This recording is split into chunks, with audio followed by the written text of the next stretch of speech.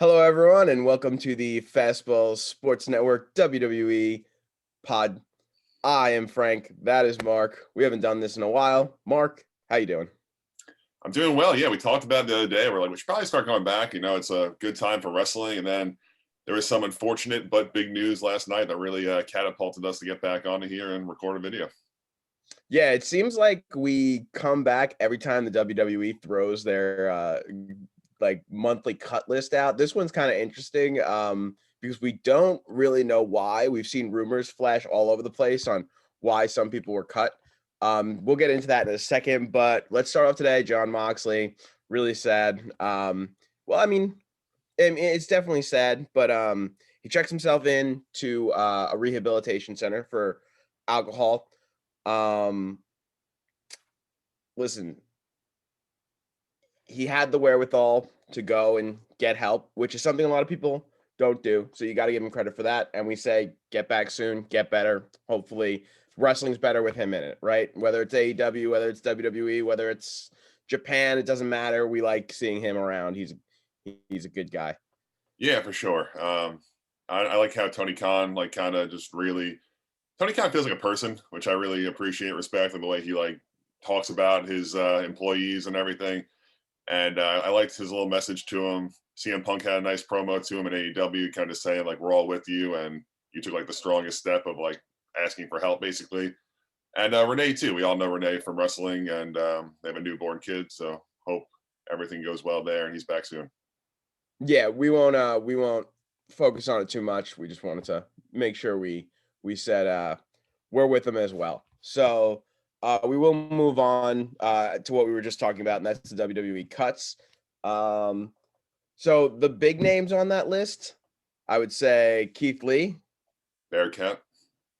Cross, Nia Jax, right? I'd say those are the three big names. We got a former women's champion in Nia Jax. She was very prominent in the show up until she had a brawl with Charlotte, and then we didn't see her since.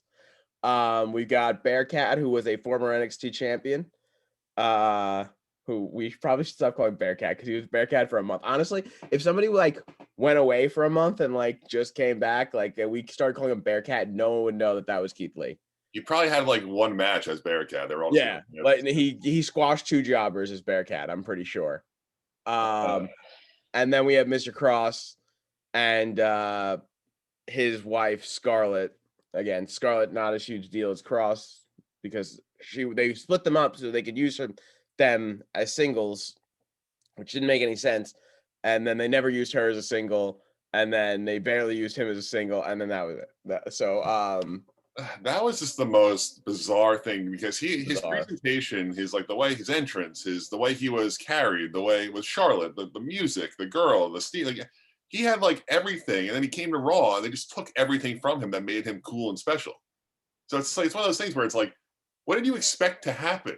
When you go into a situation like that, when you have this guy that you're building up for, it was probably close to a year. They're building him up in NXT. It was definitely multiple months. And it's all right, he's now ready for the main roster, and you just take everything away from him that made him cool. It's what did you think was going to happen? Yeah, I don't I don't mind them trying to change the character to adjust it to the main roster, but it feels like they should stay true to what they were doing. And then splitting them up made no sense to me. I don't care. If Vince was oh, the hourglass is corny, I don't want to bring that. It's okay, that's a small thing, you know what I mean? They what did they started saying they gave him a new gimmick line, tagline instead of fallen prey, which is that's fine. That stuff is all fine with me. You know what I mean? They want to switch it up a little bit for WWE, change his character around a little bit. But to get a complete revamp of something that worked really, really well, it was a little red flag to me. And if you remember, Jeff Hardy rolled him up in his debut. He never had a chance. He never gave him a chance. Yeah. To WWE's credit, they've been doing a lot better job with Jeff Hardy, and I'm sure he's going to come up later in the show. But still, probably should have got that win because at that time, Jeff Hardy was the next week. Jeff Hardy went out and did the 24/7 championship segment. So, Bearcat, Keith Lee, again, got to stop calling him Bearcat, but I'm not going to. That one, if you would have told me a year ago that they did that, I would have been shocked. But like, if you told me Monday that they were going to cut him on Thursday, I would have been like, "Yep, that sounds right," because he did literally nothing for a year, Yeah, right? Like they had him built. They had him built 2 years ago at the NXT Survivor Series, where he came in and he beat everybody but Roman Reigns. Everybody but he outlasted everybody but Roman Reigns and pinned Seth Rollins. Keith Seth. Yeah. Roman wound up winning that match, but Keith Lee was 100% the star. Like Keith Lee he had like 4 really big spots, like you said. He pinned Seth, and they gave him a few near falls on Roman. Like they made you think he might beat Roman too. From there, he went on to become NXT champion. He only held the NXT championship for a few months because they wanted to get him up on the main roster. And as soon as he got up on the main roster, and this is a guy that you look at him and you're like, yeah, Vince definitely loves this guy. Like he's not like the NXT like Johnny Gargano, Finn Balor like body type, you know what I mean? Like Adam Cole looking guy. Like this guy was a big guy and he could move around really, really well. And this is a guy that Vince loved. And him and Riddle came up together. And since Riddle has gone straight, and then popped up like as soon as he got the opportunity. And Keith Lee hasn't gotten the or didn't really get the opportunity. And when he did, it wasn't anything that spectacular anyway. But I'll blame that more on opportunity than him. But still, like I said, he didn't really run away with anything. Like nothing really blew you away. Also, with Keith Lee, there were some like interesting, like conflicting, contradicting reports about his health during all this. Like apparently he had like some health issues, and I don't know. He said he almost died at one point. That's like that was a quote that he or Mia Yim had, which obviously we don't know the extremes of that. But so I think there is a combination there. But at the same time, it's like he felt like a guy that under the right push, supervision, usage should have been like a surefire star. And he was in NXT, and he comes up here. He's another example of a guy that comes up here. Vince gets his hands on. He took away his music right when he showed up. He took away. I think he wore a different outfit. Didn't he? Like not wear a singlet, and was he wearing something else when he first came up? Or Yeah, he just wore the basically like I don't know what they call them, whatever the bottoms are. I mean, like Vince, like Trunks. you kind of touched on. You say you don't really mind it, but like Vince needs to like change something. Like he can't just let it like work. What was working, he can't be like, no, I can't let that work on my show. I have to. So he takes his music away. Also, that they wrestle under a different ring style once they get into Raw and SmackDown. They done NXT, which it really hurts a lot of these guys. Like Keith Lee did flips and stuff. That's what made him cool. I don't know if he did anything cool like on his Raw matches like ever. Right.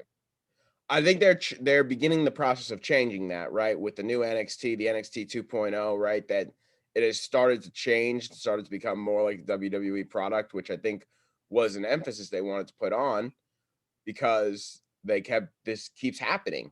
I mean, you can count on one hand the guys that were successful from NXT. The men, the women actually have a great. I don't know what the difference is. The women come up and they're great, like they're great. Charlotte, Bianca Belair, Becky, Bayley, Sasha, Alexa. Like you could name all those girls. They're all successes. And then you've got Liv Morgan, who's like hung around. Carmella, who's been a women's champion before. You've got Nia Jax, who we're about to get to, but again, she was women's championship. She had a very successful run in WWE before she was cut yesterday. Like the women work out. You know what I mean? Like Asuka. I didn't even mention Asuka, like a 4-time women's champion. Yeah, the women work out. I don't understand why they're having so much trouble with the men. Maybe it's because, like I said, like it seems like the men on NXT are like all a type except for Keith Lee, who didn't work out. So I guess it's not really helping my point. Like you look at Keith Lee, Samoa Joe, Kevin Owens, those guys are like the outliers, right? Like they have different body types, they have different styles, but like a lot of them look like Sami Zayn, Johnny Gargano, Finn Balor, Adam Cole. That was like a lot of the Tommaso Ciampa. They're all like that very similar build. I call it the AEW build. Maybe that is why like Vince just really hates that like type of person, like that type of build. But then if you look at like I said, if you look at the success stories, they wanted Adam Cole back. Johnny Gargano is still doing his thing in NXT. For now, Sami Zayn and Finn Balor are like 2 of the only NXT guys that have survived on the roster, besides for like the initial bring up of NXT guys with like Roman Reigns and Seth Rollins and like those guys. So yeah, it's definitely interesting to see. We could probably spend honestly a whole show breaking down that dilemma right there and just remembering guys from NXT, like Adam Rose. Remember Adam Rose? I remember Adam Rose. Yeah, there you go. I have an interesting question for you. Yeah, go ahead. You think Triple H leaves? No. I know, like you said that really quickly. This to because me, I don't know, like, yeah, we obviously don't know what's going on behind the scenes. This feels like a concentrated attack on Triple H's guys that he brought up and groomed and liked and gave the spotlight to. Just look at all these different guys who've been released over, not even these last cuts, which obviously, Triple H was in Keith Lee's corner. He liked carrying Cross to some degree. Adam Cole, they tried to keep. Adam Cole left. They loved Adam Cole. There's just so many of those guys from NXT that they let go or just kind of did nothing with once they made the switch. I wonder if Triple H is going to be like, this is ridiculous. The product's not good, and I'm just going to leave. I just can't see it because, like, I mean, if he wasn't married to Vince's daughter, like that's just such a huge thing for me. Where it's like, as soon as Vince decides he's done with this, or unfortunately, like dies, you know what I mean? Like if he does this until he dies, like I don't want to. I'm like I know some people like are rushing him to his grave. I don't want to do that. I'm just saying like those are the two options. He either retires and hangs it up, or does this until he dies. Triple H is going to have a very big say in the main product. I think he knows that. He's not dumb. First of all, the money will be great, obviously. I mean, Stephanie will own half the company. Like, Stephanie and Shane are going to own half the company. The money's going to be phenomenal. Second of all, I think that Stephanie and Shane don't really do the behind the scenes as much as Vince does. Stephanie, it feels like used to, but it feels like she stepped away now. I think She does a Triple lot H is like going to get branding. back. She does a lot like branding for them. Yeah. A lot of that stuff. She's more of like a brand ambassador. She does, a lot of that stuff. So I think Shane and Triple H and Stephanie are going to be the ones that run this company. And I think a lot of the wrestling and the creative decision making is going to fall on Triple H. So I think he knows that. And well, what's happening right now might not be what he wants. He's going to be in a position to make it what he wants. And honestly, you could maybe get excited if you're a WWE fan because he's done a pretty good job on NXT. Like you said, building characters of all different types. So I feel like I used to think that it used to be like just the common once Vince goes, Triple H is going to take the reins. But now, like, you just hear about the Nick Khan, you hear about John Laurinaitis, like these guys like with bigger roles, and like Triple H. He got sick. He had like an issue where it was some like cardiac problem he had, but like I haven't heard anything about him, and everything I hear is John Laurinaitis and Nick Khan, the new president and talent relations. Like, I'm worried. I'm concerned about the direction of the company. I think Stephanie and Shane are smarter than they look. And I think it's all because that's what you don't know. Like the WWE could be run a certain way. And then as soon as, Vince retires and Shane and Stephanie take the reins, and then they look at each other and they're like, all right, so we're going to put Triple H in charge, right?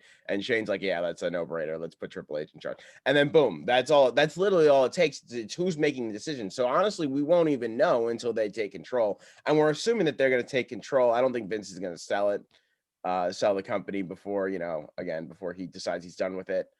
But we'll see. Yeah. That is an interesting question, though. I like where your head's at. Real creative today. No, it's just one of those things where it's like on the surface, no, he would never leave. But now, and the other way, it's like other wrestling promotions are big. He can go wherever the heck he wants. He can start his own if he wants to. Like he has enough money to do whatever he wants. So it's just one of those things where I don't know. I think it's definitely a question more than like a that's absurd, get out of here type of thing that it used to be. It'll be interesting. I answered quickly. I'm pretty sure he won't, but like maybe he will. I don't know. Let's get into some of these other cuts. Just to mention the names. B-Fab of Hit Row. I don't understand this at all. So I don't really know what Hit Row's about. I never really got to see them in NXT, but in their limited time on SmackDown, like they've done some funny things with the New Day. They've done some things that I'm like, all right, this is kind of cool. Let's see where this goes. How do you get rid of? Well, I don't know if she's good in the ring. I don't know what she's about, but she's part of the presentation. She's the girl of the group. It's important to have a girl in a group like that where it's kind of like the presentation matters just as much as the wrestling does for a group like that, for like a somewhat comedy group, somewhat like interesting, like hip hop, cool group. Where it's just like, how do you just bring up a group and be like, yeah, she's gone now. Like, just take out one of the more interesting, compelling parts of it. Now it's just three dudes like every other stable. Yeah, that one had me. I'm honestly, when I was looking at the cuts, I feel like I was scratching my head over that one more than anybody else. Like, I was looking at it and I was like, "Why would they do that?" I was like, "This group has a little juice to them." And then, I forget what his name is now, of course, I'm blanking on his name, but he was, like, beefing with AEW, and he put out the hit tape, and he was part of Hit Row, and he's the big guy. Who's the big you know what the name of the big guy is? I don't know their names. I just know Alright, Isaiah I got Swerve Scott. I gotta figure it out. It'll come to me midway through the show. We'll be talking about Survivor Series, and I will eventually blurt out his name. Be like, "Yes, I want him on my SmackDown team." Anyway, moving on. Ember Moon, uh, she she she came up and, initially when she initially came up, she was like the next big thing. She was, like, supposed to be Asuka before Asuka, and then nothing. I mean, this felt like a long time coming, honestly. This was Yeah. one of those that you're not surprised by when you see it. Like you said, she came up, she had a really cool move. The Eclipse was really cool. She got hurt too. She had like a career threatening injury. She was out like 2 years, came back in NXT. She had a program for the title. I don't know if she did anything after that. I think she won the tag titles at one point. Mhm. It's just like one of those things where like I haven't heard her name in a while. It's kind of just expected at this point, and I'm sure she'll do great wherever she goes. Probably AEW, they could use women. Jessie Kamea, I don't know if I've ever really heard of I'm her. not sure who that is. Karrion Cross, we talked about. Lindsay Dorado is one of the Lucha House Party. Oni Larkin, he was on a tag team on NXT for a little while. Again, we talked about Scarlett Bordeaux. Trey Baxter, who I'm not sure, and Zendaya Ramir. I don't know if I'm pronouncing that right. Did I miss anybody? Eva Marie, Oh, Eva Marie. That's right. she got the axe again. That didn't really work out the second time either.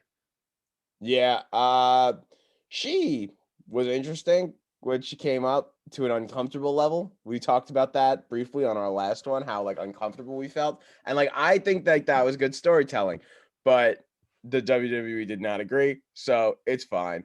All right, so now we will move on from the cuts and we will go to where the cuts might go, and we'll go to AEW. Okay, so since the last time we've talked, AEW has added CM Punk, Adam Cole, and Daniel Bryan, or Bryan Danielson, excuse me. So those three guys have jumped to AEW and ratings have gone down. Now, does that make sense to you at all? Like is can you rationalize that in any way? Like Um, well, the Friday show is taped. I think that does. I think that has a factor.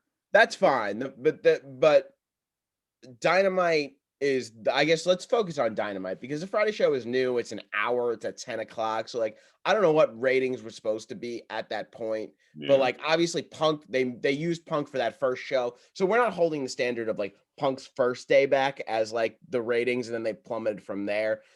I think that'll kind of even out. We'll kind of just see. We don't want to like jump to conclusions. But Dynamite's ratings have gone down. And again, they've had all three of those guys on Dynamite since Brian and Cole had returned at All Out. Was it All Out? yeah, it Or sounds was right. it All In? What was that? I said that sounds right. All out. Yeah, I think it was All Out.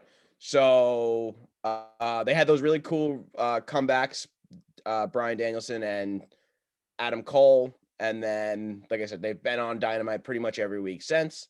Adam Cole has wrestled a few times. Brian Danielson almost broke his neck wrestling Kenny Omega a few times, and yeah, so that we're here. So what do you think? You think that this is like warranted? Did you see this coming? Like what's going on here?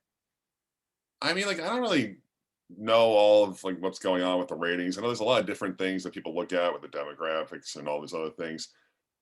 I don't really pay too much attention to it. I see it on Twitter. Everyone tweets out like the ratings every single week, but like maybe it's just like a dry spell right now. Maybe I tend to enjoy. I don't watch every week of AEW, but I do watch it. I'll throw on whatever CM Punk's doing, Daniel Bryan's doing, Adam Cole, Kenny Omega. Like there are guys that I definitely like to watch there, and it's kind of fine. Like it's just like I'm not as compelled as I probably should be, but I think that's more of just the WWE person in me. That I just will probably always lean that way. But no, I don't really have a specific correct answer to why the ratings are down. Yeah, I feel like you too, where like I've tried to watch it. I don't know I can't put my finger on what exactly is turning me off to it, but it's more of one of those things where like I've recorded it, I've tried to watch it, um, multiple times and just like can't really get into it unless one of those guys are on screen. And even sometimes when one of those guys are on screen, it depends on what they're doing. I think where they screwed up right from the jump, and you're gonna tell me that I'm wrong, but and that's fine. We could disagree on this, but I think it was the Punk match. So Punk comes back, right? And you put him with Darby Allin, and like, okay, that's fine. Like, that's a cool match, but just the first match back with that guy who's also a face, like, give me someone I could hate against him, you know what I mean? And also, why are we pairing him with someone smaller than him in his first match back? You know what I mean? Like, that person should be the same size or bigger than him, and they should talk about like there was too much respect. You know what I mean? Like, oh, Darby respects CM Punk, and like when he steps in the ring with them, he's trying to beat him. But at the end of the day, they respect each other. It's like that story's good 2 or 3 down the like if they were doing that now, like I want somebody that disrespects CM Punk. You've been gone for 10 years, old man. Like this And is my ring now. that's It would have been MJF much better, much eventually more coming. compelling. And then Punk could have had that edge, that chip on his shoulder. Instead, he's not Punk. He's all respectful. Oh, I can't wait to get in the ring with the kid. That's not CM Punk. CM Punk is the best in the world, and he lets you know about it. I don't know. It's the beginning. It's that's eventually coming.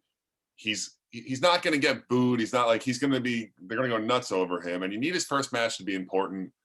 And he has to win his first match. He can't just go against some like loser heel guy that he can just like beat up. Like Darby Allin's one of the main guys on that show. They had a great match, and Punk had to win. Yeah, no, I get Punk had to win, but honestly, you could have had Punk beat anybody at that point. Like, you obviously don't do Punk Kenny Omega right off the rip, right? Like that's a match no one's ever seen. You're not going to do that right off the rip. I understand why they didn't do that. That's what I would have chosen, but I'm probably a terrible booker, honestly. So, um, I'm fine they didn't start off with that. But it was just like a weird optic to see them in the ring and like you're supposed to root for Punk, but then Darby's this likable guy that everyone really, really, really likes. I don't know. That to me was a frustrating like start. And now what he's doing, he gets attacked by like 3 dudes every week. It's better. You know what I mean? Like I would have preferred this. You know, like he's the underdog now, but he's still CM Punk and he's still telling you he's the best in the world. And also, I found it really funny that Brian Danielson said that he was the best in the world on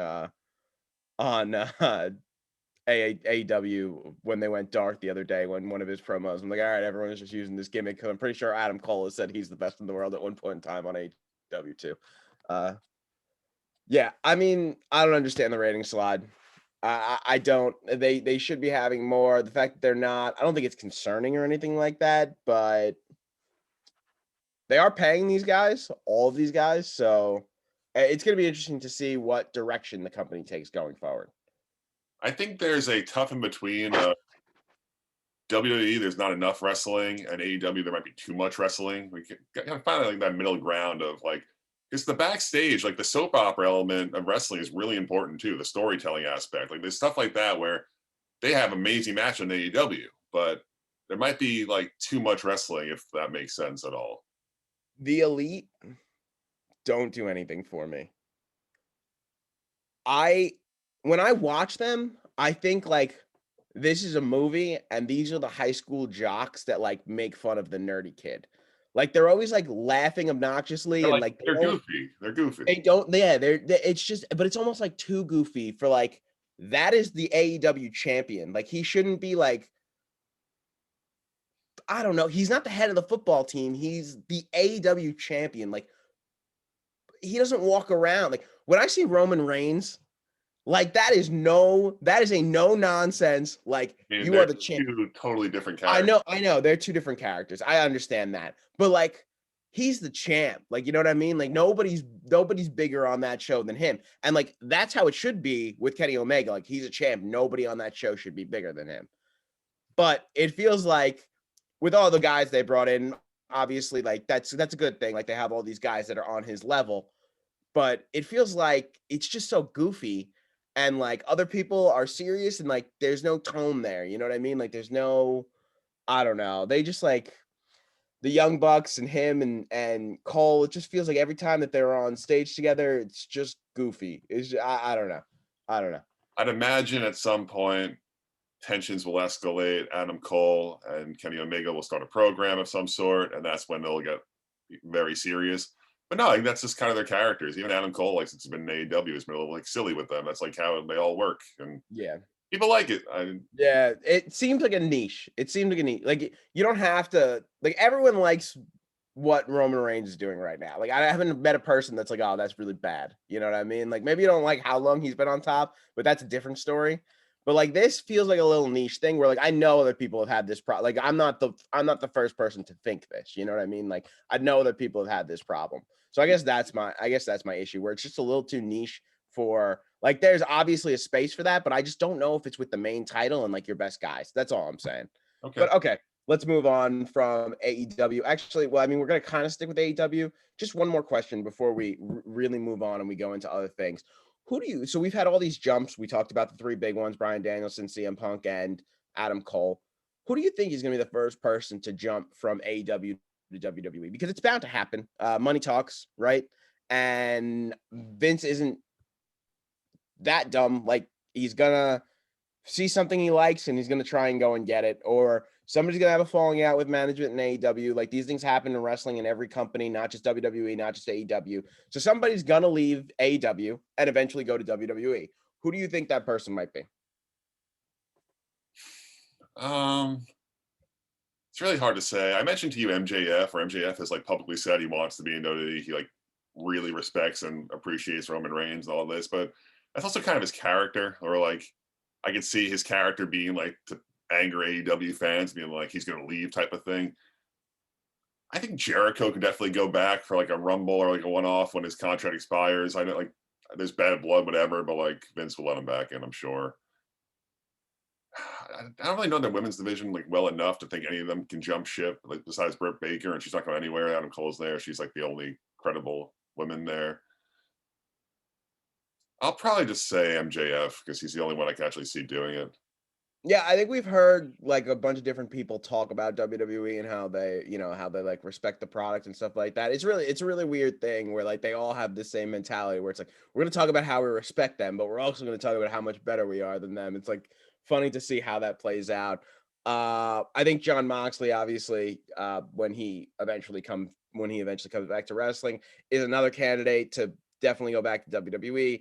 Obviously, we know his ties with Roman and Seth, and he said some things about WWE that he doesn't like, but he always comes back to the fact that he would love to go back eventually, or he would definitely think about going back. It's one of those things where like he never puts it to bed officially. So I I really don't know. Because I don't know contract statuses too. Like if we had contracts up in front of us and we're like, oh, this guy ends in a year and like he's pissed off. Um I guess it's a hard question to ask, but I think you're right. I think MJF eventually gets to WWE at some point in time. Uh, like I said, I think Moxley goes back eventually because they still have some unfinished business over there. He might be a guy though that doesn't go back until Vince is no longer in the picture. Like no longer there. Because like he has spoken out a lot about how miserable he was and how like physically ill he felt from doing the programs he had to do over and over and over, like the silly, ridiculous stuff that wasn't good television. It was just he's been very outspoken about the whole thing. Obviously, I would love it. We never got that big triple threat match, that WrestleMania main event triple threat match we should have got. We got the one battleground match when Roman Reigns was like suspended for the whole build and came back, and I think Seth win maybe, or did Dean win? I don't even remember. Dean won that one, and he Yeah, brought but the WWE Championship over to SmackDown Live. That was like the first brand splits in like yeah, but it's just brand like split ever. it should have been a massive thing. And it didn't really matter at all. Should And have been WrestleMania. It should have been the main event. Like, yeah, so it was at Battleground. I don't even know if Battleground is still a thing, but they still do Battleground. I think so. It's just Possibly, maybe not. I hope one day he comes back. Hopefully before he's like 45. Yeah. That'd be good. That seems like the time to go back to WWE. Okay, we will move on from AEW, and we're going to cover one more thing before we get into Survivor Series, and that is Bray Wyatt has possibly gone Hollywood. How do you feel about this? So this is referring to like the picture of him on like a Hollywood set, right? Yeah, but like apparently, like there are other things that are going on that have come to him, like becoming Hollywood, and they would have then like they said Halloween, right? Last week his contract expired, his no compete, and Halloween would have been the perfect time for him to appear places because he's Bray Wyatt and he's spooky and he's great at that. And he didn't. So a lot of rumors suggest that maybe he's getting into the movie biz. How do you feel about that? I mean, his presentation was incredible. Like he could definitely do any horror movie he wanted to, and like his creative ability was great. Like he could write a movie if he wants to write a horror movie. He could star in a horror movie. I don't know how he would be in like a regular normal person role, like a because we never really saw him presented that way. He was Right. always the Except for Husky Harris. yeah, but like he didn't even speak as Husky Harris. He stood in the back. So he'd be like he's either the cult leader or the fiend guy or like the happy the Firefly Funhouse guy. So like he was always like a sick, twisted, like sadistic person in all capacities that we saw him. I'm sure he would do great at it. Truthfully, like there's some guys who look at it like he can't act. Like kind of like a I don't know. Randy Orton was a terrible actor when he like dipped his toe into like Hollywood. But I don't know. I'm sure he would do really well at it. And a lot of guys go this route now. The Miz keeps doing it, but he's not back right now. He's like silly though. Like he's not. He's one of those guys where it's like you turn your brain off and laugh. You don't think like this is terrible type of thing when like the Miz is on your screen. I know what you're saying. Okay. So we've had a few good WWE shows like lately, right? We both said Crown Jewel was pretty phenomenal, right? Like we both really, really enjoyed it as much as we hate to admit. We went back to what was before Crown Jewel? Was it Extreme Rules? Yes, No, it was Hell in a Cell. It was honestly. Hell in a Cell. And that one was really good as well. We've had a few guys, both men and women, start to like break out, become like new top stars emerge. Do you expect good pay-per-views from WWE? Because like I said, like the last run of the few have been much, much better than what we had seen when we were recording all year last year. Like much better. Yeah, I mean, I think they definitely had to turn up with AEW, like getting more prominent and bring in more people, and they definitely made a concentrated effort to make the show better, which is good. Obviously, competition can only be a good thing when in these situations. I still don't think it's been like amazing. Like there's been an uptick because it was just so bad during the pandemic when there was no fans and it was the same script every single week. But it's definitely been more enjoyable, more fun to watch. I just think there's still like it's just not. I'm not there yet. They got to like keep it up. A lot of the guys I was excited about coming up and making statements are now gone. And Adam Cole and Karrion Kross are the two guys that I thought like Adam Cole especially. I thought he could be the one to take down Roman, but like now they're gone. And you kind of look, it's like this Braun Breaker guy is the new guy, and he'll probably win the NXT title at some point. But like I don't know enough about him yet to get excited. It feels like Champ and Gargano will be let go before they're called up. Like it's just like one of those Well, things where Ciampa had said that he's wanted to stay on NXT his whole like career. Like he said he doesn't want to go and yeah, do a show. I think times have probably changed because the live schedule isn't the way it used to be with the pandemic. They have like one live now instead of like three lives. So it's just I don't know. It's still missing something for me. I still don't think they're doing a great job building new people, with the exception of Bianca Belair. Everyone else is kind of just there and continuing doing what they've been doing, in my opinion. So hopefully they keep stepping it up.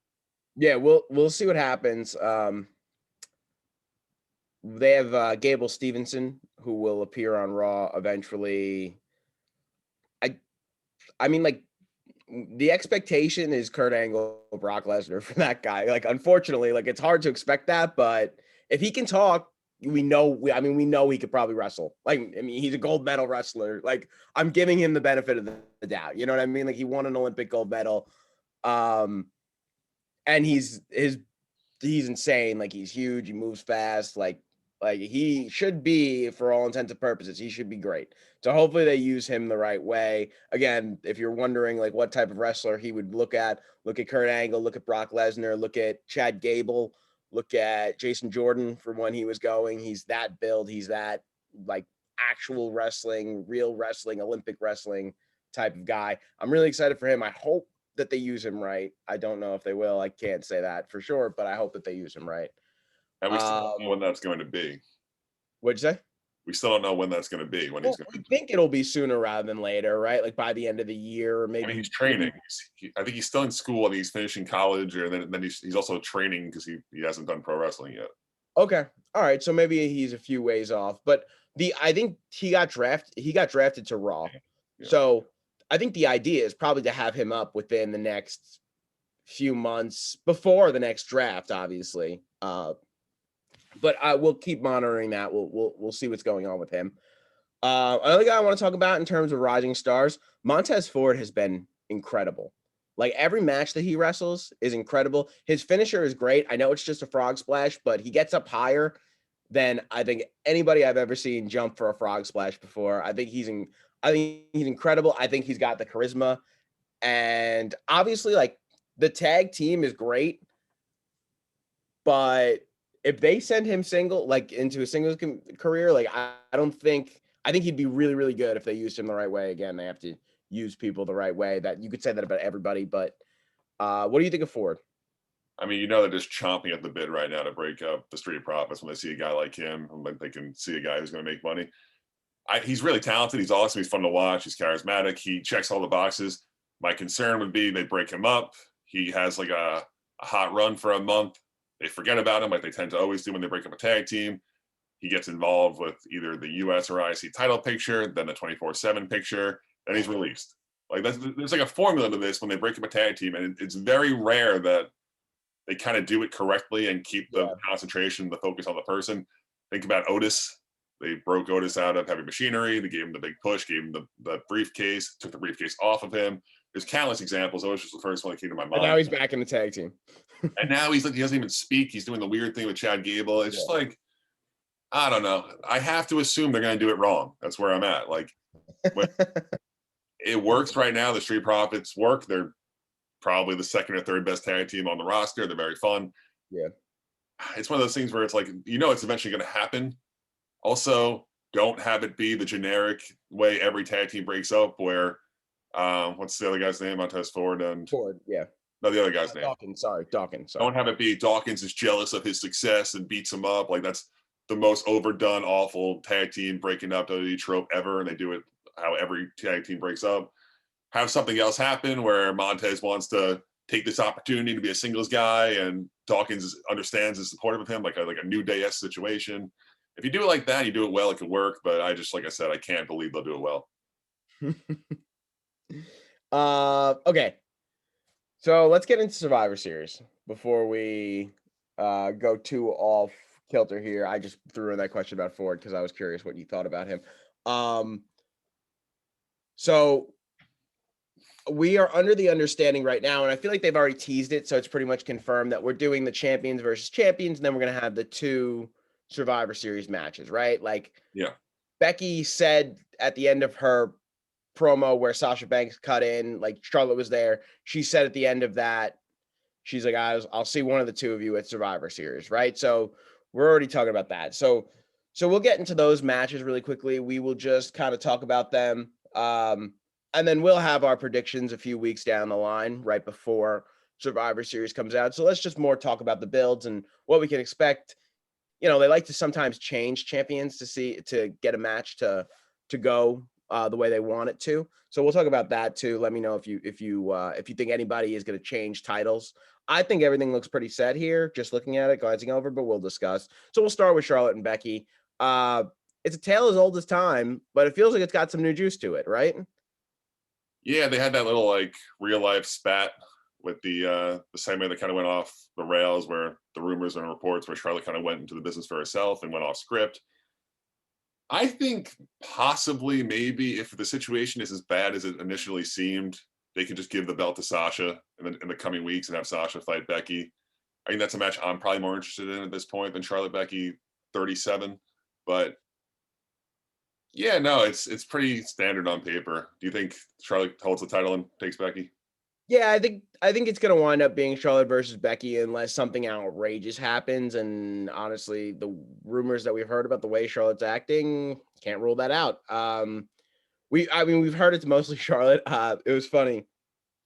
So we were talking about it the other day, and I said to you, I saw this rumor that Charlotte wanted to put Bianca over, which didn't seem very, Charlotte like to me.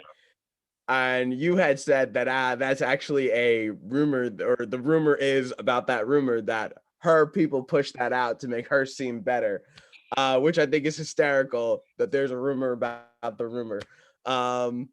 So yeah, I mean, like I think Charlotte looks in the mirror and says, "Okay, I'm an adult. Like, let me just cool down a little bit," and gets it done. But we know who her father is. We know what her husband thinks about the company. So maybe she just wants to be with them. And I listen,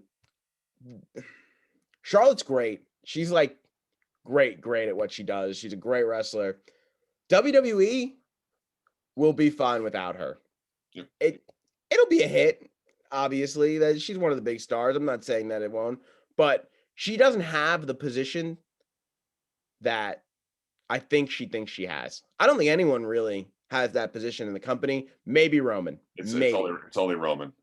I don't think anybody, and I think that's one of the good things about WWE rather than a bad thing. Where like nobody has that position.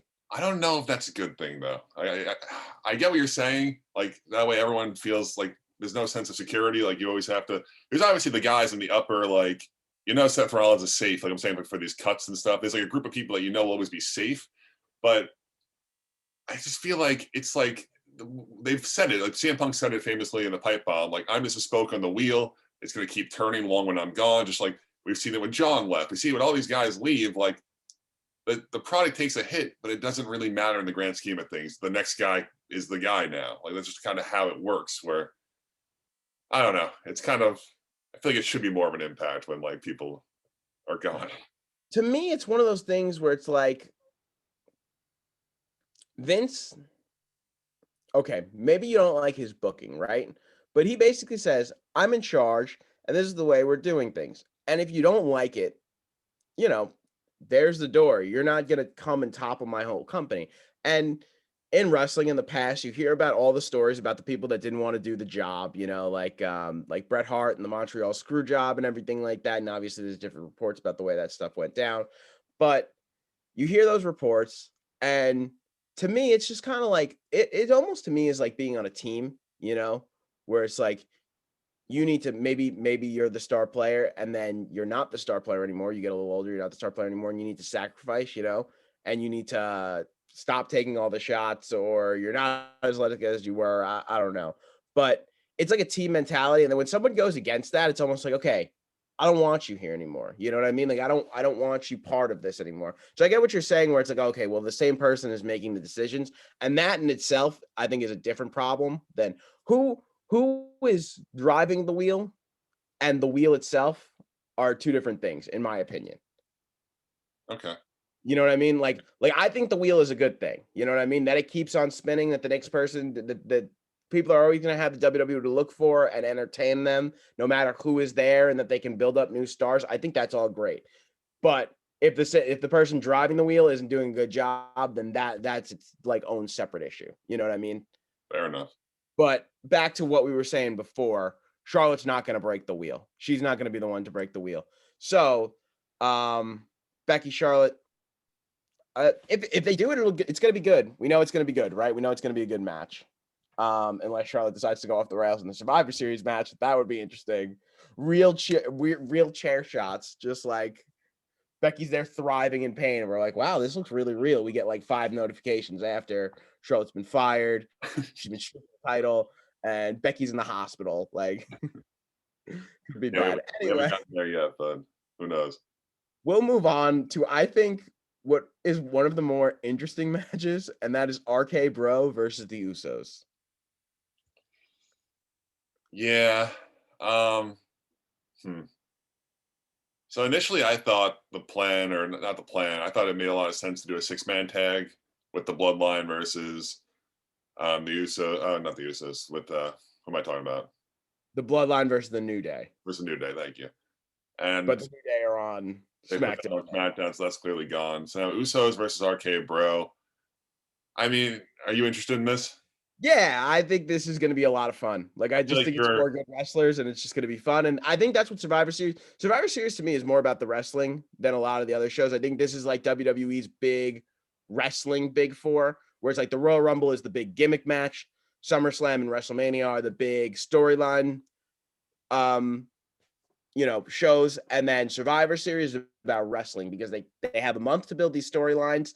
They talk about SmackDown versus Raw, which is really cool and really fun, and we like to see the invasions, which helps with the stories. But at the end of the day, these guys aren't taking each other's titles away. Like, they're not fighting for anything but brand supremacy, which we have to buy into as fans, and to watch us and entertain us as good wrestling. And these are four really good wrestlers. I mean, we're talking about one of the greatest of all time in Randy Orton, Riddle, who's been doing really, really well, and the Usos, who are one of the better tag teams of the last 10 years, or maybe the best tag team of the last 10 years, I depending on who you think ask. I think you're a lot more into RK Bro than I am, like in general. I just think they're fun, but they're good. Like, they're good in the ring, you know what I mean? Which is my point. I thought that was awesome. I loved the gimmick. I thought it was really funny. Nothing has progressed in the last 3 months of this gimmick. Riddle just gets beaten up every week, and Randy like watches him get beat up every week. And like, I don't know if they're planning to an eventual Riddle heel turn, if they even have a plan, if they just think it's funny to watch Riddle get beaten up. But it's been the same RK Bro, Omos, AJ mess of people for what feels like 6 months. Like I said, the story's not evolving. The matches aren't different. It's kind of just the same thing for me. They have the new tag teams in there, so I'd expect that was just an over long haul for, the jump to the new brand. Yeah, it's So rude. we'll see. It's rude and Hopefully, Ziggler. It's gonna be sick. well, I mean, Ford and Dawkins are there too, so that could be cool. I mean, I guess it's the problem with tag teams. There's not a lot of them, so. But I think there's more on Raw that we're missing. I'm not sure. I'm trying to think. Yeah, I can't think off the top of my head, but I think that there are more tag teams on Raw that we might be missing. Uh, but anyway, yeah, I'm kind of excited for this one. Maybe not excited, but I'm gonna enjoy it when it's on. It'll be a good match. The next one, this one is really interesting, but I can also see you looking at me and being like, "No, I'm not interested in this at all." And that's Shinsuke Nakamura versus Damian Priest. And like, again, we know what Shinsuke is about, and that's putting on good matches. And Damian Priest has been good, like really good in the ring since he's debuted, and he's run with that US title. And I thought they were going to take it off him a number of times, but they keep keeping it on him. Maybe they take Priest the championship off of Priest. Maybe, but I don't think they will. I think they're going to go through with this match because it's weird and it's fun. Priest has like a character change going on right now where he's like more heelish. I don't know if he's like a full heel yet. It's type of like they said there's like a Jacqueline Hyde type of thing where he was fighting T-Bar this week, and T-Bar like beat him up a bunch, and like a switch flipped, and he like turned like evil and started just absolutely killing T-Bar. Where that could be interesting if that's his gimmick of sorts. He kind of does look too like menacing to be a face, like a baby face. He's like the tall guy with the long hair, all the tattoos. Like he looks kind of evil, so like it kind of works. No, I mean I like Shinsuke a lot, and he's another guy who's done absolutely nothing for the past 6 months. Where he's the guy. He's the Intercontinental Champion. Yeah, and he fights either Baron Corbin or Apollo Crews and nothing else of note, or Sami Zayn. And I'll tell you what. One of my favorite things on SmackDown every week is when Shinsuke Nakamura enters and Rick Boogs is playing the guitar, and they go over to McAfee, and McAfee stands up on the announce table and strums his leg like a guitar. I think that is that's hysterical. the problem. That's the problem. Because Shinsuke Nakamura is a former Royal Rumble winner, and he should be a main eventer. And your favorite part of when he's out there is when McAfee and his idiot friend are jumping around with the air guitars. Okay, Boogs is great. Rick Boogs is great. I think they hit, like, normally they don't hit these funny gimmicks on the head, but I think they did. It's entertaining. It's just fun. You know what I mean? It's like, oh, here comes Rick Boog. McAfee's gonna scream in my ear about how cool these two are. Like, I don't know. Like, the whole thing is just really, really well done. I don't know. It just doesn't come off as one of those things where it's like, oh, like they just put this joke together and like that's it. Like, it seems like there's something every week about it, which makes it good. You know, like they keep furthering it, which makes it good. I don't know. How are they furthering it? Like every week, like McAfee says something. It's not like one of those things where like they do it for like they did it for a week or 2 weeks and then it was done. Like every week they go over to that table and McAfee's doing something goofy and then he talks about it. And the other day on SmackDown, I forget who it was. Who did they face? They were in it was Happy Corbin and his guy, and he was making fun of McAfee and he was like, "This is your guy, right?" As he's beating Rick Boogs up. He's like, "This is your guy, huh?" And McAfee's like, "Don't you touch him. Don't stop it. Stop." It was really funny. It was, I don't know. It was good. Maybe your problem with the Elite is my problem with Shinsuke Nakamura and AJ Styles, for that matter, two of like the guys who should be in the main event picture, and they're just both doing nothing and being like laughable jokes. Okay, but to my point from before, they're not the guys right now. Like they can be in goofy roles because they're not the guys. You know what I mean? Like they're not the top of the top. Like yeah, if Shinsuke Nakamura was WWE champion and the highlight of SmackDown every week was him, going over to Boogs and McAfee and them joking around, like yeah, that I agree would be an issue. But I think he's Intercontinental champion. He's wrestling really well in the ring.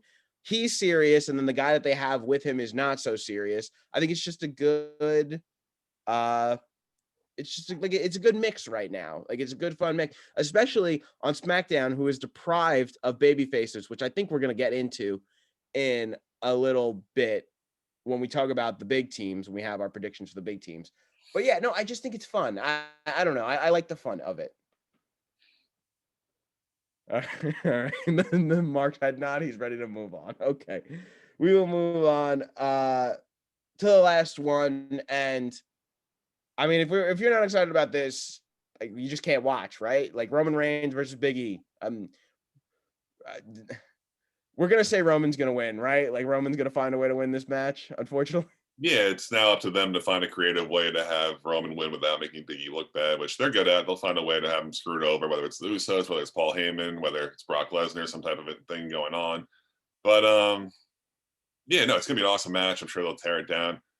Roman versus Drew last year was one of my favorite matches in a while in WWE. Like I really enjoyed it, and it was another match where you knew Roman was going to win, you just didn't know how, and all the outs. It was very overbooked, all the outside interference and stuff. That's the way you have to do it to make the person who loses to Roman look good as well. So it was good, and I'm excited for this one for sure. so I have a scenario where I think we can get E to win. If Kofi and Woods somehow can like distract Roman and get E that win, and then that'll be perfect because it'll start the Roman Kofi program. Um, I think we could. I think they could do it. You know what I mean? I don't think they're going to, but I think they could pull that trigger and like, if Roman loses that match, especially off of like some weird distraction or something like that, we don't come back here saying one, we're disappointed because we'll be surprised, and two, we don't come back here saying that Roman was hurt at all. He's still the Universal Champion. You know what I mean? So I think that they could do this, and I think they know that they could do this. The question is whether or not they're going to pull the trigger. I don't think this is as clear cut 100% Roman's going to win as like the last few, where it's like now Roman is very established as this dominant guy. So like if they want to make E more convincing, they can give him this win. This is one of those things where it'll raise E and won't do anything to Roman. You know what I mean? Like Roman doesn't get hurt by a distraction win, but E does. E beat Roman Reigns. Like E, So Has Roman been pinned? Roman hasn't been pinned. He's lost matches, Yeah, tag team matches, where he pinned. wasn't the guy pinned. He hasn't tapped out. He's not going to lose.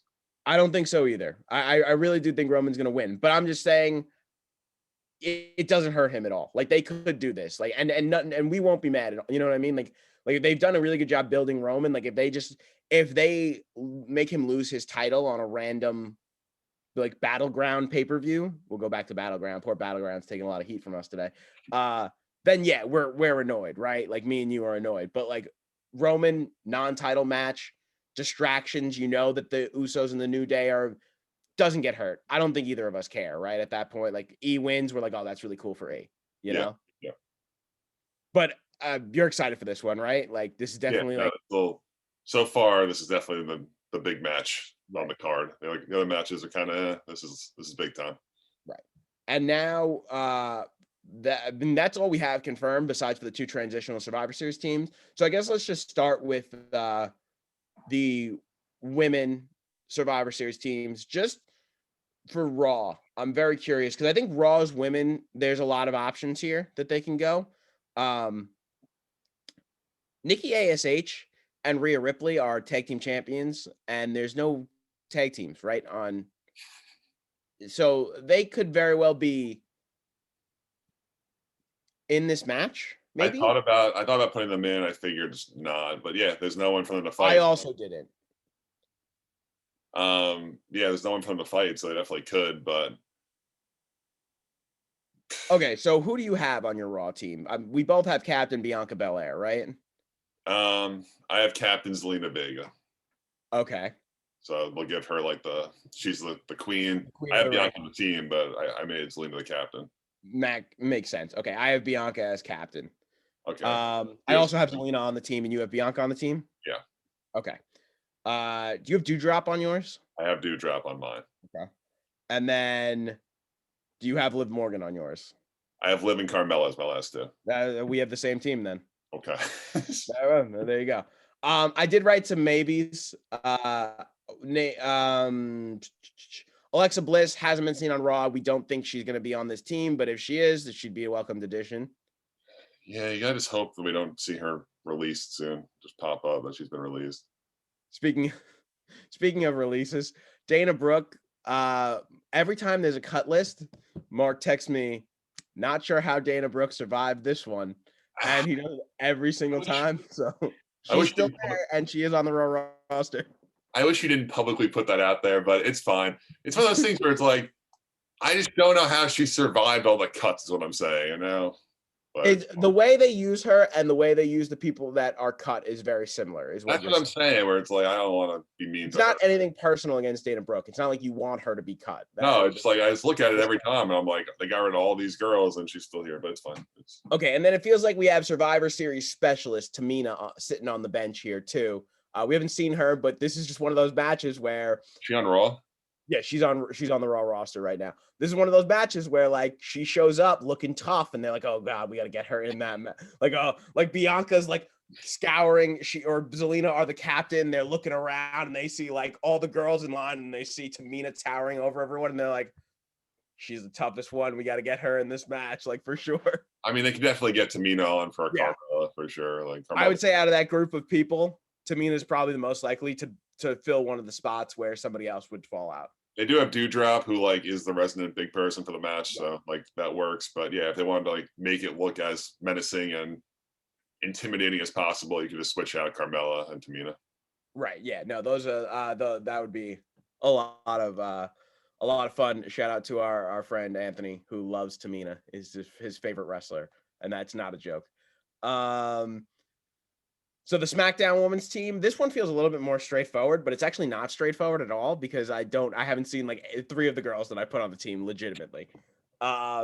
So I have Captain Sasha Banks. So do I. Okay. You have Naomi on this team, I'm assuming? I do. Okay. Shayna Baszler. I don't. Really? I don't. Okay. To round out mine, I have Shayna, I have Toni Storm, and Shotzi Blackheart. All right, so I have Toni Storm, Shotzi, and I have Xia Li instead of Shayna Baszler. Okay. Yeah, no, I could definitely see that.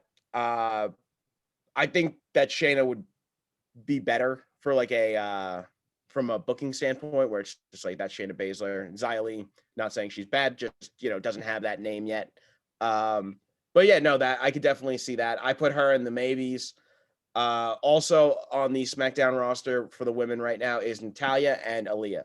So we both know Natalia's finding a way into this match, but like neither of us have her on the team. I haven't seen her. That's why I didn't have her, because I haven't seen her on SmackDown. She'll show up for Survivors. You think you could leave a heart off of the Survivor Series team? She'll show up in Sasha's face and be like, "You have to make me the captain. I'm on the team now." And like Sasha will like just agree to it for some bizarre reason. And you know what, Natty? You've won a women's championship before, sure. All right. Free agents. So these are 3 girls that are not assigned to a brand. Don't think we're going to see them. But Bayley, Asuka, and Lacey Evans are all free agents. I don't think they show up randomly. I don't know what your feeling on that is. Bayley and Lacey are definitely still a ways away. Asuka. Is Bayley still that far away? Do you Bayley know? was like 9 to 12 months when it happened. We're probably on like 4 or 5 now. Okay. So she's definitely at least. I know they said they were hoping like WrestleMania for Bayley, but they don't even know if she'll make it for that. Mm-hmm. Lacey just had the kid like 2 weeks ago, so she's still. Okay. She has to get into shape and everything. That's probably at least 3-4 months. If she goes the Becky Lynch route, it could be years, like for a normal person, But Asuka, she's hurt, so I guess in theory she could show up whenever. Like we don't know the extent of it, which would be really Yeah, nice. it feels like they should probably just wait, right, and use her to like get in Charlotte's face or get in Sasha's face or Becky's face or Bianca's face, right? Like it feels like they should use her as a big challenger, right? Former women's champion, kind of a big deal. Like, Probably more of an impact to bring her back like that instead of inevitably losing in Survivor Series. yeah. What do you expect from this match? This actually, I mean, like looking at the talent, like SmackDown team is I like the SmackDown team a lot. Like it's got a perfect balance of like new and old, you know? Like whether it's Xia Li or Shayna Baszler, like you got Naomi and Sasha Banks on both of our teams. Like I don't know. I think I really like this match. I think it's really even and I'm not gonna pick a winner like right off the top of my head, you know? Yeah, I was thinking even with Naomi, where we both had her on the team, but she's in the program now. Where with what's her name? She probably wouldn't be in the match. She'll probably just pull her out of the match. They could pull her out, right? She's with The GM. yes. Why am I blanking on her name now? That's all. It's Mandy's partner. Mandy's partner, the Yeah. UFC girl. Like Sonya. I get it. She's in the Sonya. There it is. She could definitely screw her out of a match or something, and that's probably the opening for Shayna to get in, honestly, because they already did that with Shayna. Yeah. So. I'd like to see Naomi in that match. I'd also definitely like to see Sasha Banks in that match 100%. Hopefully they don't like pull Sasha out of that. I don't see a reason why they would, but hopefully they don't. That's all I'm going to say. When is there a pay-per-view like before Survivor Series? No, that's it. Thanksgiving weekend. So we're already Thanksgiving is what? So we have all these other number one contenders. When are they having the match? Like when is Seth fighting E and when is I think they're just gonna use that as like fillers from like I don't think Seth Rollins is getting a pay-per-view championship match, which is kind of weird. Like I think it's gonna happen on a Raw. Or they'll wait until after and they'll use that as like build. Okay. I guess Roman doesn't really have a guy right now, right? Roman's not really in a program. No, Roman doesn't have a challenger. Like I said, I think they could build a program with Kofi like out of the E match if they choose to do so.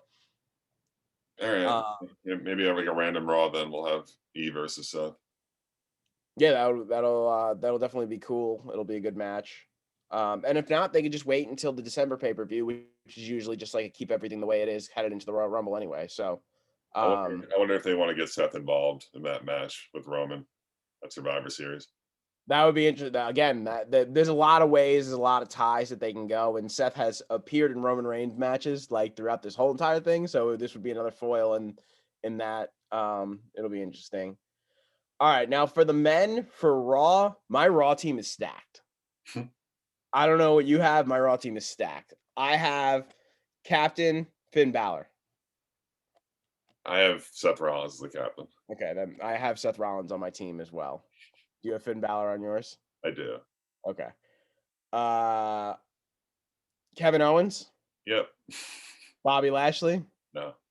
No Bobby. Bobby's not in a tag team. He doesn't do that. I don't know. It just feels like if you want to put the best product out there, you'll put Bobby Lashley on this team. No Bobby for me. I got AJ and Omos as my last two. Okay. I have AJ as my other one. I have Bobby and AJ. Okay. Other maybes. I put John Morrison. I don't think he gets on this team, but he is a singles competitor and he's got a little bit more. John Morrison's awesome, and they just don't care or do anything with him. All right. I have Rey Mysterio. I feel like he could definitely find his way on this team. That's not far-fetched at all, right? That could happen. Veer. I put Veer on this list because they're like making a very big deal about his debut. So like this is something they do all the time, right? Like they make a big deal about a guy and then they throw him right on the Survivor Series team. Like I don't think it's gonna happen. I left him off the team for a reason, but it's in the back of my head. You know, it's in the back of my mind. No shot Veer. Other person, and I actually think this person has a pretty good shot. Austin Theory. Yeah, that feels safe-ish. They like doing this with like one younger talent piece, right? Like they like putting the one younger guy, the guy that they feel like they might push a little later. I think he'd be a good foil on this team. I need to see an Austin Theory versus Riddle feud eventually because I think my brain cells would like melt like watching it. Like it would just be a lot of bros and like yo and like all that stuff. It'd be really funny. I think he'd probably pull it off. The other guy I put on here was The Miz. I don't know when he's due back from Dancing with the Stars, but like if he won the whole thing, like I'm sure he could be like really obnoxious about winning Dancing with the Stars and like He got knocked off on the last episode. Oh, that's so sad. Sorry, Miz. My mom watches the show. She informed me that he was eliminated. Then I checked Twitter and he put up his "Thank you, everyone" speech. So maybe next Monday, maybe take some time off. I don't know. Okay. So he's a possibility too now that he's done. Like he's The Miz. He's he could do that. The other guy I have on here is Montez Ford. Say Again, awesome there. What'd you say? You said he's The Miz, and you said he could do that. They're going to say he's awesome. It was kind of like. Oh well, I mean that works too. Montez Ford. The other guy I have on here is Montez Ford. Think he's one of those guys again where I could see them like starting that breakout again. Young guy, similar to like what Austin Theory is. The problem is he's in the tag team, so I think it's a little less likely. But I don't know. I could just see them doing it. SmackDown was a lot harder, or wasn't harder, depending on how you look at it. I don't know. I'm very curious to see what you have. But I like the team. I like the team put together, but yeah, there's just so much less talent on SmackDown. It's crazy. We both have Captain Drew McIntyre. Yep. All right, that's the only captain we agreed on the whole time. We both have Captain Drew McIntyre. That was a layup. Jeff Hardy. Jeff Hardy, yeah. Cesaro. No. Okay. Sheamus. No. Sami Zayn. No. All right, that's fun. Wow. We're 3 different. Wow. Yeah. So who do you have? I have Drew and Jeff, like we both said, and I have Kofi, Woods, and Baron Corbin. Okay, so my first 3 maybes are Kofi, Woods, and Baron Corbin. So that's really funny. They're on the crew. Other guys I have on here are Mustafa Ali, Ricochet, and Jinder Mahal. So I was gonna say I initially had Ricochet in for Kofi, and I only had King Woods. But then I was like, no, I could see King Woods being like, and my first order of business is putting my knight Kofi Kingston into this match. Yeah. I think that works. Ricochet, another guy, he's awesome. They don't really care about it all, so he won't be in the match. That's fine. And you need Corbin in this match. I don't like Corbin, but you need him in the match. Yeah, having Corbin feels like, I don't know. I think this feels like a match Cesaro should probably be in. This is kind of a match built for Cesaro where he'll look really good for a minute. It depends if when Vince wakes up that morning, he cares about Cesaro or not. I know that you hate him. Also, Sami Zayn I think Sami Zayn could definitely be in this match. I don't know if he will. His conspiracy theory thing would work great with 4 teammates. So I think he'd be great for this match. Sheamus, they keep airing the vignettes that he's going to be on SmackDown. Was he there on Friday? I'm trying to think back now. I haven't even seen the vignettes. I didn't even know. Yeah, so I don't know. I could see him. Devin, this again. These are all guys. Sheamus, Cesaro, Sami Zayn, Corbin. Those 4 are like interchangeable in like what they're trying to do with this match. I feel like any 4 of those guys could be in this. Again, Cesaro being the only face amongst those 3. And then Kofi and Woods, like I said, would not be surprised at all. And then we both had Ricochet as a maybe. So yeah, and then Jinder's another guy where if it's kind of like Cesaro, if Vince wakes up that day and feels like he's important, we could see him in this match too. And I mean, Shanky would be out there in the corner, so that's a big get for Team SmackDown too. I don't hate the SmackDown team, really. I think there's more options than I had initially thought. You love these 3. You love Veer, Shanky, and Jinder. I mean, listen, we gave Jinder his due. We mentioned Veer I mentioned Veer on the possibly making the Raw team. I couldn't leave Shanky out. Yeah, it was only right to mention him as well. You got to name drop all 3 of them. I love the way Drew says Shanky with his accent. I hope that isn't it for Drew and Jinder because I want to hear him talk about Shanky one more time. I want to see Drew impale someone with a sword. It's not gonna happen, but maybe they'll do like one of those like COVID what's it called? I know the post-production matches. Yeah, like one of those like movie matches, and he'll impale somebody with the sword, and then they'll come back magically. It's like, yeah, I crawled to the hospital for 3 miles and got that wound fixed. Yeah, that is amazing. I'm in. All right, and then wrapping out the free agents, Brock Lesnar is not going to appear on either of these teams. He's suspended. He got fined $1 million. So yeah. That's such a lazy way to get rid of Brock. What'd you say? Such a lazy way to get rid of Brock. Like suspend him. That's just so lazy. Elias, I don't think he makes his way to either of these teams. He's a free agent right Elias now. is another guy that I don't know. You keep getting the cut lists, and you're just wondering like, where's Elias? Either he's not on TV. He's not on TV. They've produced his music, so I feel like maybe he has a little bit longer of a leash than All right. than Again, this is not me hoping these guys are released, but when you see the other guys that are on TV and being used, and the guys who aren't on TV, it makes you scratch your head. And then Goldberg, who will not appear on a Survivor Series team, probably. I think the rumor is Goldberg and Brock on. You see, like Goldberg on Raw, Brock on SmackDown. two captains. There. Imagine Brock being the captain. Drew would come up to him. He'd be like, "All right, you're fine." Then the rest of the guys would come up to him. He'd be like, "No way. It's just me and this guy." Like he just F5s everyone who doesn't want the team in the line. It's like Jeff comes and shakes his hand, and then he just gets him up for an F5. Like, I think in other news, I think Goldberg has said he has one match left on his WWE contract. I don't think that means he's got one match left, but I mean, they could always re-up it, but I think that's what I mean. I think they'll wind up like redoing that. I think Vince likes that money too much, and I think Goldberg likes that money too much, and he doesn't really wrestle for that long. Who do you want to see Goldberg fight in his potentially final match in World Wrestling Entertainment?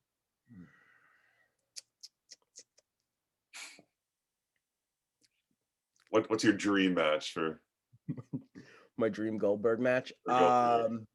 I mean, listen, Bobby was the best match he's done since being back. We both thought that. So maybe keep the guy big. So I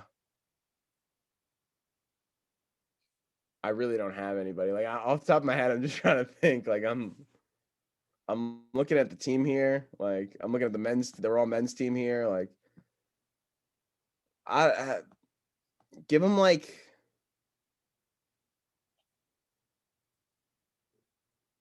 Yeah, no, I got nothing. Give him AJ Styles. Oh, okay. I get that. That makes that. I like that. That's different. We hope and pray he doesn't legitimately murder AJ Styles. Randy Orton. I guess maybe he hasn't done Randy Orton yet, so there's something there. That could be something. Those are like the only two names though I feel like he hasn't done yet, right? Like he's done Roman, he's done Brock, he's done Drew, and now he's done Bobby. So like, there's not really a lot else there. I would do literally anything to get AJ Styles away from Omos and into an actual program of importance, like anything. All right. All right, give me your sole survivor for the women's team and your sole survivor for the men's team. Not saying that there's definitely gonna be a sole survivor, but if you have to choose sole survivor. I haven't even booked it yet. Sorry. Just pick a name. We haven't seen how any booking goes, so we're not gonna hold ourselves to this. Like this is pre-Survivor Series, pre what they've shown us on SmackDown and Raw. Just guessing a sole survivor. All right, Drew for SmackDown. That seems relatively safe, and then. Let's go. I always go with the other one. I guess. I mean, we could do Bianca again. That seems kind of maybe Liv. Bianca and Drew feel like cop outs, so I'm going to tell you can't choose Bianca or Drew. Two new. Drew either? No, because Drew feels like a cop out. He's like the guy in this match. You know what I mean? Yeah. Like unless Raw stacks the deck against him and gets like I said, like Bobby Lashley, and like they build this team up with AJ Styles and Bobby Lashley and all the guys that they have available. Finn Balor, and he brings out the demon. Like, all right, we'll go. Well, Kevin Owens is gonna leave. He's not gonna get that rub. All right, we'll go Finn Balor and Liv Morgan. Wow, that's a huge rub for Liv Morgan. I hope you're right. She's in the program with Becky now. Make her matter. Yeah, no, I hope you're right. I will take. I'll go the other route then. I will go with a SmackDown woman. So I'll go. You think I would try and make someone like one of the women like a big deal, like a Toni Storm? You think like Toni Storm would become a big deal? Like they would do that? They've already like thrown Shotzi Blackheart into the fire, so I think Shotzi has a chance. Toni Storm, like, I don't know if they even know if she exists. We don't know if she's gonna show up on SmackDown, and we just will have her in this match. That's really fun. All right, let's go Toni Storm. She was a former NXT UK Women's Champion, right? Yeah. And I told you you couldn't go Drew, so I'm not going to go Drew. So I'll just go with the other person that we both have in the match, and that's Jeff Hardy. Yeah, Keep the Jeff build going. I was gonna say you do have this like theory that Jeff's gonna win the Rumble and win the title. I don't think he's going to. I don't actually think he's going to win the Rumble. I think that would be good booking, but it does seem clear to me that they are trying to take him a little bit more seriously. He's the ultimate underdog. He has been his whole career. So being the sole survivor in Survivor Series match, I think would be a really cool thing for him. Like, especially, like he probably doesn't have that many like cool Survivor Series moments, among his career. Like he's all like ladder matches and like he's got good tag team stuff. He's got good singles stuff. So like, this would be a really cool rub for him if somehow he could like, they get it to him and Seth Rollins at the end. Yeah. That's not unbelievable to think, especially where we are right now with him, where it feels like, again, they're making him more important. They're getting him ready for some type of run. I don't know if it's going to be a WWE Championship run or if it's just for a potential match against Roman Reigns, but they're doing something with him. I think that's clear. And the crowd would lose it if he won. Oh yeah, no, they'd be so happy every time he's come out these last few weeks. After that 24/7 championship match was the best thing that could ever happen to him, in my opinion. Because I think the fans were like, oh, like when he came out, they were like, oh, that's Jeff Hardy. That's really cool. And then it's like he came out for that 24/7 championship match, and they're like, how can you do this with Jeff Hardy? So then when he got into a real match again, everyone was sure to like show him like as much love as possible. And I think they heard that in the back. I think the people heard that in the back. And to Jeff Hardy's credit, he's still freaking awesome. Yep. That triple threat match that he did with Sheamus and what's his name? Priest. Thank you. I'm doing the Archer because he's the Archer of Infamy. Yeah. So just for those of you wondering at home why I'm flicking my fingers. That match was awesome, and it was Jeff Hardy that made it awesome. Like that was a really good match, and obviously Sheamus and Priest are both professionals, but Jeff made that match awesome. So, and the crowd loved it, and when they thought he was going to win, they really went nuts. So, I'm just saying we should use Jeff Hardy more, and we should. Yeah, I think we'd all be really happy if he was the sole survivor. Don't think it's going to happen, but hopefully it does. Fair enough. All right. I think that's pretty much it. You got anything else you want to get to? No, well, I expect this week of WTV to start the Survivor Series build because we have done nothing so far. So hopefully we come back next week with some interesting stuff to talk about with the beginning of the build. Yeah, I just want to check the date. It is November 21st. So it's actually the week before Thanksgiving. It's actually the Sunday before Thanksgiving. So usually they say Thanksgiving 3-ish weeks out. So Monday would give us, it should start tonight. We're recording this on Friday the 5th. It should start tonight because you have 3 SmackDowns and 2 Raws until it. So again, if they want to just keep it even, they want to just keep it, like 2 SmackDowns and 2 Raws, then Monday on Raw or Friday on SmackDown. But yeah, we should start at the very least forming teams, and then we'll worry about invasions like next Friday or something like that. But yeah, if that's all you got, that's all I got. We will be back for a Survivor Series preview. Once we have the actual teams, we'll discuss where they went wrong. We will talk more about Soul Survivors, I'm sure, and all of that fun stuff. And we will talk about how Natalya eventually gets on the SmackDown team. And yeah, that's pretty much it. You got anything last to say? All good. All right. Thank you guys for watching. We'll see you soon.